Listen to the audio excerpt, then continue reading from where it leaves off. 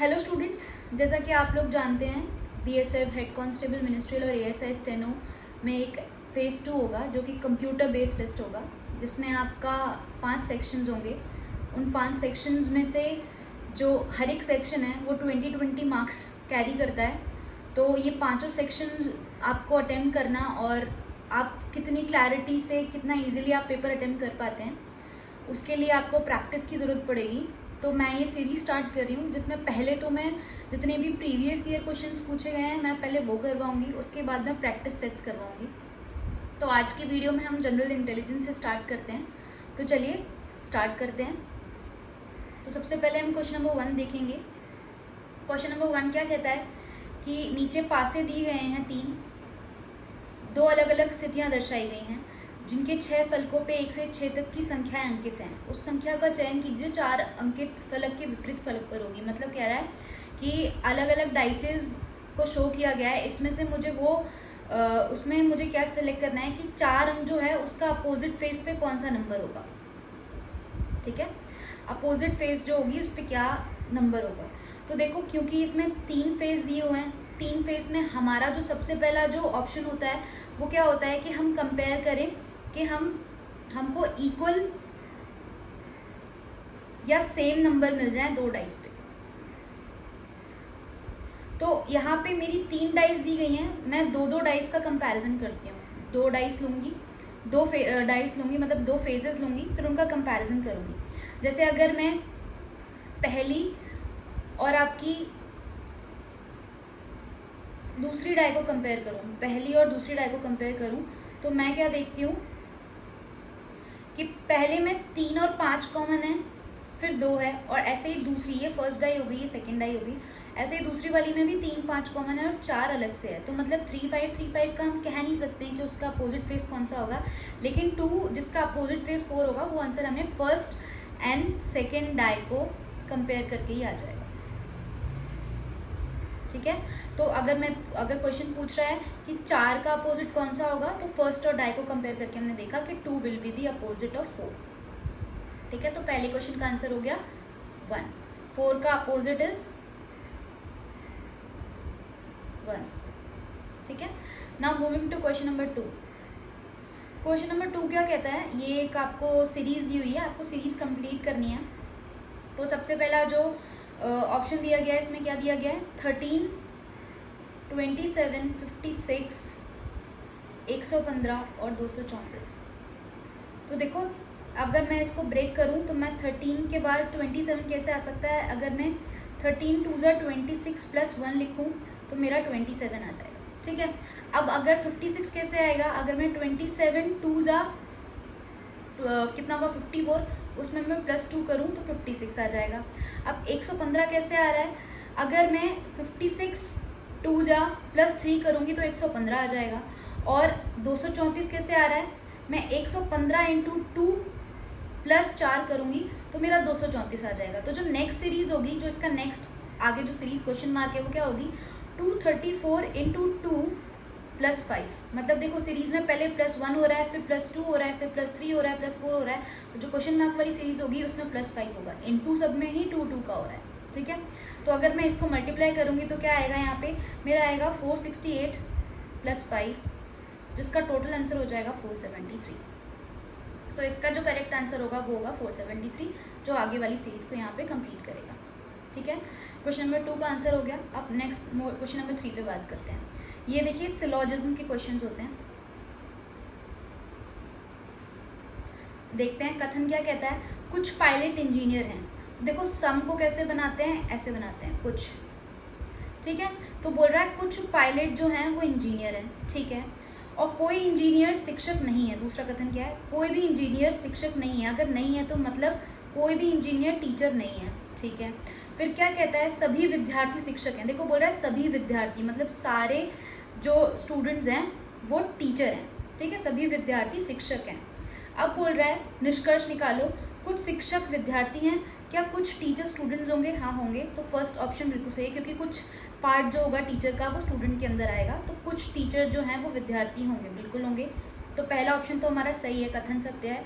दूसरा क्या है, कोई विद्यार्थी इंजीनियर नहीं है, क्या कोई भी स्टूडेंट इंजीनियर नहीं होगा, ये भी बिल्कुल सही है, क्योंकि स्टूडेंट टीचर का पार्ट है और वो कह रहा है कि कोई भी इंजीनियर टीचर नहीं है, तो कोई भी स्टूडेंट भी इंजीनियर नहीं होगा। तो पहला जो पार्ट है वो भी सही है कि कोई भी स्टूडेंट जो है, कोई भी विद्यार्थी जो है वो इंजीनियर नहीं है। अब तीसरा ऑप्शन क्या है, सभी पायलट शिक्षक हैं, क्या सारे पायलट शिक्षक हैं, टीचर है? नहीं, ये किसी भी तरीके से नहीं बन पा रहा है, तो इसका ऑप्शन ये वाला गलत हो जाएगा। तो हमारा जो करेक्ट आंसर होगा वो होगा ऑप्शन नंबर 4, केवल 1 और 2 अनुसरण करते हैं, क्योंकि फर्स्ट और सेकंड ही हमारा सही है। ठीक है, तो मूव करते हैं क्वेश्चन नंबर 4 पे। क्वेश्चन नंबर 4 क्या कहता है, 4 युग्म दिए गए हैं जिनमें से 3 किसी प्रकार से आपस में संगत हैं, जबकि कोई एक उनमें से असंगत है, तो असंगत शब्द युग्म को चुनिए। मतलब 4 दिए हैं, 3 सिमिलर है, 1 डिसिमिलर है, जो कोई मीनिंग नहीं बना रहा है उसको सिलेक्ट करना है। तो देखो, कबड्डी में हम रेड मारते हैं, तो ये तो सही होगा। शतरंज में वजीर होता है, ये भी सही है। क्रिकेट में वाइट बॉल होती है, ये भी सही है। लेकिन फुटबॉल में बॉगी जैसा कोई शब्द नहीं होता है, तो जो करेक्ट आंसर होगा वो यही होगा, ऑप्शन 1, यही एक असंगत शब्द युग्म है। ठीक है, अब हम मूव करते हैं क्वेश्चन नंबर 5 पे। क्वेश्चन नंबर 5 क्या कहता है, देखो इसने क्या किया है, इस क्वेश्चन में हर एक जो लेटर है ना उसके लिए एक एक नंबर दे दिया गया है, जैसे 1 2 3 4 5 6 7 8 ये दे दिया है। अब बोल रहा है कि संख्याओं के ऐसे संयोजन का चयन करना है जिसके अनुसार अक्षरों को व्यवस्थित करने पे एक अर्थपूर्ण शब्द बनेगा। मतलब इनमें से हमको कोई ऐसी ऑप्शन सेलेक्ट करना है जो अकॉर्डिंगली मैं अगर सेट करूंगी तो एक वर्ड मीनिंगफुल वर्ड बनेगा। तो देखो, ऐसे क्वेश्चंस को अटेंड करने के लिए आप डायरेक्ट ऑप्शंस पे ही जाया करो, ऑप्शंस देखो, आपका टाइम बचेगा। अगर या फिर अगर आप ऊपर यहाँ जो ये जो वर्ड दिए हुए हैं, अगर आपको जो सिंबल्स दिए हुए हैं, अगर आपको उसमें समझ में आ रहा है, आप वर्ड बना सकते हो तो ठीक है, अदरवाइज ऑप्शन से जाओ। तो इसका ऑप्शन देखेंगे हम, तो डायरेक्ट मैं आंसर बता देती हूँ। तो ऑप्शन नंबर 4 जो होगा उसमें क्या दिया हुआ है, सबसे पहले 4 दिया है, तो 4 वैल्यू क्या है, D। फिर 1 दिया हुआ है, 1 क्या है, E। फिर 6 दिया हुआ है, 6 क्या है, C। 6 क्या है, C। फिर दिया हुआ है 7, 7 क्या है आपका, E। फिर दिया हुआ है 3, 3 क्या है आपका, I। फिर दिया हुआ है 5, फिर 8, फिर 2। तो 5 का क्या है आपका, 5 का है V, 8 का क्या है आपका E, और 2 का क्या है आप R। तो ये जो मीनिंगफुल वर्ड बन रहा है वो बन रहा है डिसीवर। डिसीवर, डिसीवर क्या होता है, डिसीवर जो किसी को फॉल्स इन्फॉर्मेशन देके, गलत इन्फॉर्मेशन देके मिसगाइड करता है, वो डिसीवर होता है। तो जो इसका करेक्ट आंसर हो जाएगा वो हो जाएगा ऑप्शन नंबर 4। ठीक है, now moving to question number 6। Question number 6 क्या कहता है, 1 से 7 क्रम वाले 7 बॉक्स एक के ऊपर एक रखे गए हैं, इनका क्रम में होना आवश्यक नहीं है। ठीक है, मतलब क्या किया इसने, 7 बॉक्स रखे हैं, 1 2 3 4 5 6 7 बॉक्स रखे हैं। ठीक है, अब बोला है उन बॉक्स को कैसे इसने नाम दिया हुआ है, बॉक्स 1, बॉक्स 2, ऐसे करके बॉक्स 7 तक नाम दिया हुआ है। अब वो क्या बोल रहा है कि इनको रखा गया है एक दूसरे के नीचे, लेकिन ज़रूरी नहीं है कि बॉक्स 1 के ऊपर बॉक्स 2 ही आ रहा है, बॉक्स 2 के ऊपर 3 आ रहा है, इनका क्रम में होना आवश्यक नहीं है। अब आंसर निकालना है कि बॉक्स 6 के ठीक नीचे कौन सा बॉक्स रखा गया है, तो उसके लिए हमें सारे स्टेटमेंट पढ़ने पड़ेंगे। तो हम स्टेटमेंट पढ़ते हैं, बोलते हैं बॉक्स 7 बॉक्स 5 के ठीक नीचे रखा गया है। देखो अभी हमें पता नहीं है कि वो कौन सी जगह पे रखा गया है, लेकिन मुझे ये पता है कि जो बॉक्स 7 है वो ठीक 5 के नीचे जस्ट नीचे आएगा। ठीक है, फिर बोला बॉक्स एक ऊपर से तीसरा बॉक्स है, तो ऊपर से तीसरे बॉक्स की बात करेगा तो 1 2 3 यहाँ पे आएगा, तो मतलब यहाँ पे बॉक्स 1 हो गया। ठीक है, फिर बोल रहा है यहाँ पे कौन सा हो गया, बॉक्स 1। फिर कहता है बॉक्स 3 के नीचे केवल 2 बॉक्स रखे गए। अब नीचे की बात कर रहा है, वो भी सिर्फ केवल 2 बॉक्स रखे गए, तो मतलब यहाँ 2 बॉक्स रखे गए हैं, तो यहाँ पे अपना बॉक्स 3 रखा गया होगा, क्योंकि उसके नीचे केवल 2 बॉक्स रखे गए हैं। अब क्या कह रहा है, बॉक्स 4 बॉक्स 1 के ठीक ऊपर रखा गया है, इसके ऊपर कौन सा रखा गया है, बॉक्स 4, तो बॉक्स 4 की पोजीशन 6वीं पोजीशन पे आ जाएगी। अब वो बोल रहा है बॉक्स 2 को सबसे ऊपर नहीं रखा गया है, मतलब बॉक्स 2 7th वाली पोजीशन पे नहीं आएगा। ठीक है, तो अब अगर बॉक्स 2 यहाँ नहीं, अब फिर यहाँ पे देखिए हमने देखा था कि बॉक्स 5 को बॉक्स 7 के नीचे रखा गया है। अब क्या यहाँ पे कोई ऑप्शन बचता है, बॉक्स अगर मैं यहाँ 5 रखूँ तो यहाँ 7 आना चाहिए, वो भी पॉसिबल नहीं है। यहाँ पे 5 रखूँ तो 7 नहीं आएगा, तो मतलब यहाँ पे बॉक्स 5 आएगा और यहाँ पे बॉक्स 7 आएगा, कि यही जगह बचती है। ये तो कहा है बॉक्स 7 जो है वो बॉक्स 5 के ठीक नीचे रखा गया है। बॉक्स 1 ऊपर से तीसरा है, बिल्कुल है। बॉक्स 3 के नीचे केवल 2 बॉक्स रखे गए हैं। बॉक्स 4 बॉक्स 1 के ठीक ऊपर रखा गया है और बॉक्स 2 को ऊपर नहीं रखा गया, ठीक है, सबसे ऊपर वाली पोजीशन पे नहीं है। अब बॉक्स 3 बॉक्स 5 के ठीक ऊपर रखा गया है, बिल्कुल बॉक्स 3 बॉक्स 5 के बिल्कुल ठीक ऊपर रखा गया है। अब यहाँ बॉक्स 2 नहीं आएगा तो बॉक्स 2 को यहाँ आना पड़ेगा और यहाँ पे हमारा कौन सा आ जाएगा, बॉक्स 6। तो क्वेश्चन पूछता है बॉक्स 6 के ठीक नीचे कौन सा बक्सा रखा गया है, तो जी बॉक्स 6 के ठीक नीचे जो बक्सा रखा गया है वो है बॉक्स 4, ठीक है, वो कौन सा है, बॉक्स 4। तो जो इसका करेक्ट आंसर हो जाएगा वो हो जाएगा box 4, option number 2। Now moving to question number 7। Question number 7 क्या कहता है, ये इसने सीरीज दी हुई है, सीरीज और नंबर वाला क्वेश्चन है, ठीक है, alpha numeric series GNW HQA ITE और JWI। देखो जी सीरीज पहले कंप्लीट करते हैं, जी के बाद H आ रहा है, H I के बाद J, तो J के बाद क्या आएगा, K आएगा, ठीक है। NOP +2 हो रहा है, फिर Q आ रहा है, QRST +2 हो रहा है, फिर T आ रहा है, TUV फिर W आ रहा है, ठीक है। अब W के बाद +2 करना है, XY फिर मतलब क्या आएगा यहाँ पे Z, तो K के बाद Z आ गया। अब दूसरा देखते हैं, W से A जा रहा है, ठीक है, तो WXYZ फिर A मतलब +3 हो रहा है, फिर A के बाद BCD फिर E आ रहा है तो +3 हो रहा है। अब E के बाद FGH +3 हो रहा है तो I आ रहा है, I के बाद भी +3 होगा तो I के बाद JKL यहाँ पे आएगा M, तो KZM सीरीज तो हमारी ये होगी, तो दोनों ऑप्शन ये ठीक है। अब हमें नंबर देखना है। अब पहला जो इसमें नंबर दिया है वो क्या दिया हुआ है, 5, फिर दिया है 9, फिर 17, फिर 33।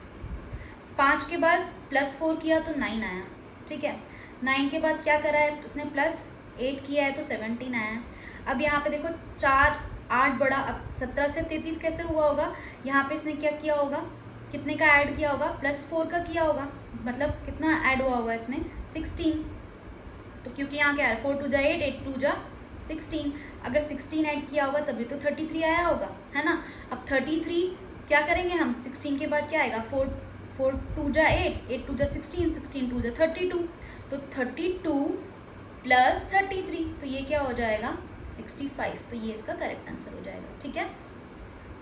ये हो गया KZN 65। क्वेश्चन नंबर 7 हो गया। ना मूविंग टू क्वेश्चन नंबर 8। देखो क्वेश्चन नंबर 8 जो है ना, अप्रॉक्सीमेशन का क्वेश्चन है, आंसर निकालना है यहाँ पे क्या वैल्यू आएगी। तो जब भी हमें इतने पॉइंट्स में दिए होते हैं ना, हमें उन क्वेश्चंस को अप्रॉक्सीमेट कर लेना होता है उन नंबर को। जैसे 13.98 दिया हुआ है, जैसे यहाँ पे क्या है 13.98 minus 12.02 divided by 4.002 plus 24.99 into 5.09 plus 17.98 divided by 2.95। मैं इनको अप्रॉक्सीमेट को आगे पीछे लिखूंगी वैल्यू को।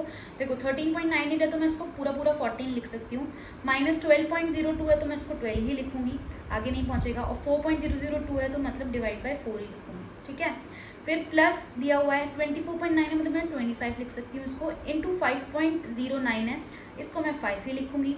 17.98 को मैं लिखूंगी 18 क्योंकि 9 पहुँच गया, और डिवाइडेड बाय 2.95 को मैं लिखूंगी 3। अब मुझे पता है बॉड मास का रूल, तो बॉड मास में सबसे पहले ब्रैकेट सॉल्व होता है, तो सबसे पहले मैं ब्रैकेट को सॉल्व करूंगी। तो 14 माइनस 12 को 4 से डिवाइड करूंगी तो 3 आएगा, प्लस 25 इंटू 5, डिवीजन पहले होता है, इसको भी डिवाइड करके लिख दूंगी, प्लस 18 को 3 से डिवाइड करेंगे तो 6 आएगा, ठीक है, तो ये 6 लिख देंगे। अब हमारा मल्टीप्लिकेशन आता है, मतलब मैं पहले इसको मल्टीप्लाई करूंगी, तो मैं इसको जब मल्टीप्लाई करूंगी तो मेरा 125 आएगा। तो 14 माइनस 3 प्लस 125 प्लस 6। अब एडिशन आता है तो आप एडिशन कर दो, तो 14 माइनस 3 प्लस ये कितना हो गया 131, और ये कितना हो जाएगा अभी 14 में से 3 जाएगा तो 11 प्लस 131, तो 131 प्लस 11 जो ऐड होकर आएगा 142, तो ये इसका करेक्ट आंसर है, ठीक है। Now moving to question number 9। Question number 9 क्या कह रहा है, हमें क्या करना है इसमें, हमें इसमें छुपी ये आकृति छुपी हुई है किसी भी इसमें ऑप्शन में, उसको ढूंढना है। तो देखो सबसे पहले अगर मुझे छुपी हुई आकृति को देखना है तो पहले, अच्छा, और यहाँ ऑप्शन ये भी दिया है आकृति को घुमाने की अनुमति नहीं है। तो देखो आकृति यहाँ पे बन तो रही है पहले वाले ऑप्शन में, लेकिन घूमी हुई है, इसने इसको घुमा दिया है, तो ये वाला ऑप्शन खत्म हो गया। अब दूसरे वाले ऑप्शन में देखो आकृति बन रही है, बन तो रही है लेकिन इसमें भी इसको घुमा दिया गया है, ठीक है, तो ये भी ऑप्शन गलत हो गया। ऐसी की ऐसी आकृति हमें देखनी है। अब ऑप्शन नंबर 3 में आते हैं। देखो ऑप्शन नंबर 3 में ये वाला पार्ट तो है लेकिन नीचे जो बॉक्स है वो पार्ट नहीं है, तो ये भी खत्म हो गया। अब ऑप्शन नंबर 4 की बात करते हैं। तो ऑप्शन नंबर 4 में देखेंगे मेरी आकृति बन रही है, हाँ देखो ये बन रही है, यहाँ से ये आया, फिर ये गया, ये आया, ऊपर हो गया और ये वाला बॉक्स, ठीक है। तो ना ही मैंने आकृति को घुमाया है, मतलब ना ही उसको रोटेट किया है, और करेक्ट आंसर इसका आंसर 4, सॉरी दिखा नहीं होगा, करेक्ट आंसर इसका आंसर 4। ये यहाँ पे आप ढंग से देखिए, दोबारा बता देती हूँ, ये आकृति इसमें ये छुपी हुई है, यहाँ से ये, ठीक है। ये हो गया क्वेश्चन नंबर 9। अब now next question is question number 10। अब यहाँ पे हमें क्या देखना है, क्वेश्चन नंबर 10 में बोल रहा है, देखो मैजिक को लिखा हुआ है ऐसे, फाउंड को लिखा है ऐसे, तो प्राइस को कैसे लिखेंगे। तो अगर हम ढंग से देखेंगे तो देखो मैजिक को उल्टा करके लिखा हुआ है, पीछे M, फिर यहाँ पे A, फिर G, फिर I, फिर C, उल्टा करके ऐसे ही फाउंड को लिखा हुआ है। D को यहाँ पे लिखा है तुम्हारा सबसे आगे, N को यहाँ पे, U को यहाँ पे, O और F, तो ऐसे ही प्राइस को भी आप लिख दो, E को सबसे आगे, C को यहाँ पे, I एज इट इज़ रहेगा, R और P, तो ऑप्शन जो हो जाएगा वो हो जाएगा ऑप्शन नंबर 1। तो ये हो गया 10 क्वेश्चन। अब इस वीडियो में मैं 10 क्वेश्चन ही रखती हूँ क्योंकि वीडियो बहुत लंबी हो जाएगी और मैं नहीं चाहती कि वीडियो देखते देखते आप बोर हो जाएं। तो अब कल वाली वीडियो में मैं आगे के 10 क्वेश्चन कराऊंगी। आप मेरे वीडियोज़ को अगर पसंद करें तो मेरे चैनल को सब्सक्राइब करना ना भूलें, और आप ट्रस्ट कीजिए, अगर आप उतना ही करके जाएंगे जितना मैं कराऊंगी तो आप एग्ज़ाम इजीली क्लियर कर पाएंगे। तो प्लीज़ मेरी सीरीज़ में जुड़े रहिएगा और वीडियोस को देखते रहिएगा। कल आने वाली वीडियो के लिए प्लीज़ स्टे ट्यून। अगर आपको मेरी वीडियोस अच्छी लगती हों तो मेरे चैनल को सब्सक्राइब करना और इन वीडियोस को लाइक और शेयर करना बिल्कुल ना भूलें। Thank you so much.